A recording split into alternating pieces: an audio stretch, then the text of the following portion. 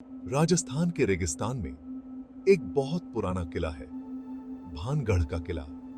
ये सिर्फ एक टूटा हुआ किला नहीं है, बल्कि एक भयानक पास्ट का सबूत है। ये किला बस पत्थर और दीवारों से ज्यादा कुछ है।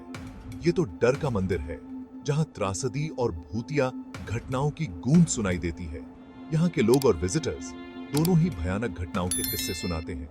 उनका कहना है कि इस किले पर श्राप है और इसकी दीवारों के भीतर आत्माएं घूमती रहती हैं। जैसे ही शाम ढलती है, किले में एक अजीब सी खामोशी छा जाती है।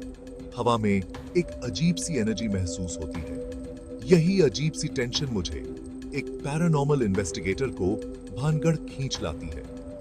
ये अज्ञात का रहस्यमय बुलावा है, जो हमें आत्माओं की दुनिया की एक झलक दिखाता है। भानगढ़ का इतिहास जितना मनोरम है, उतना ही भयावह भी।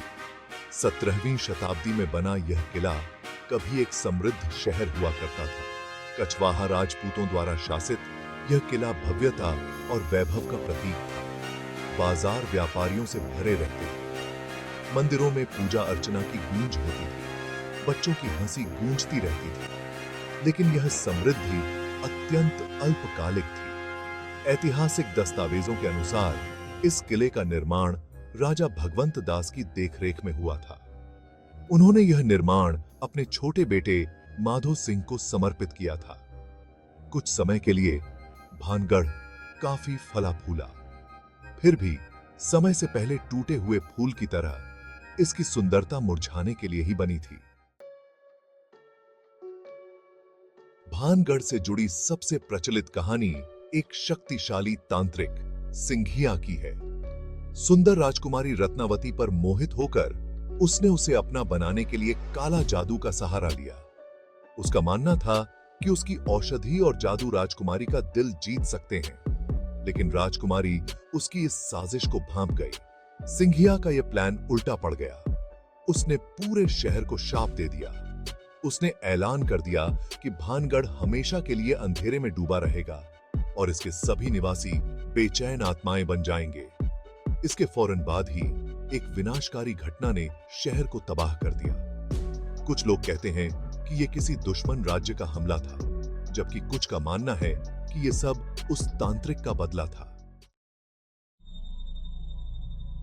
आज यह किला वीरान पड़ा है। इसके कभी भव्य महल अब खंडहर में तब्दील हो चुके हैं। फिर भी कहानियां आज भी जिंदा हैं। स्थानीय लोग रात में अजीब रोशनी दिखने की बात करते हैं। खाली गलियारों में बेजुबान आवाजें गूंजती हैं और ऐसा लगता है जैसे कोई देख रहा है। कुछ लोग तो यहां भूत देखे जाने का दावा भी करते हैं। टूटे हुए मेहराबों में झांकती परछाइयां। पीढ़ी दर पीढ़ी चली आ रही ये कहानियां भानगढ़ की भयावहता को और बढ़ा देती हैं। यहां तक कि जो लोग इन बातों पर यकीन नहीं करते, वे भी किले में बेचैनी महसूस करते हैं। क्या यह सिर्फ वहम है या यहां कुछ और भी है? भारत सरकार ने आधिकारिक तौर पर भानगढ़ किले को हॉन्टेड घोषित कर दिया है। सूर्यास्त के बाद किसी को भी प्रवेश की अनुमति नहीं है। भारतीय पुरातत्व सर्वेक्षण ने गेट पर एक साइन बोर्ड लगाया है।